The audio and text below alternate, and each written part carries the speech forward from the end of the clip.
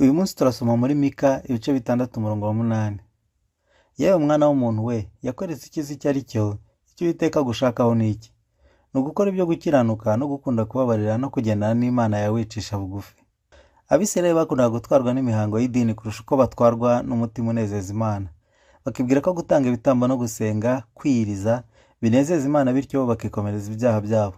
No muri iki gihe cyacu biriho cyane. Abantu bakora ibyo twita kurenzaho.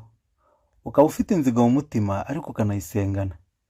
Umuntu ashaka gusenga Imana arira cyane yikurunga hasi, yereka abantu ko akunda Imana cyane, ariko mu mutima we habitsemo umuntu yanga urunuka.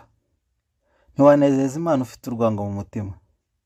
Imana ntabwo idusaba ibintu byinshi biremereye. Ni ugukiranuka, gukunda, kubabarira no kugendana nayo duciye bugufi.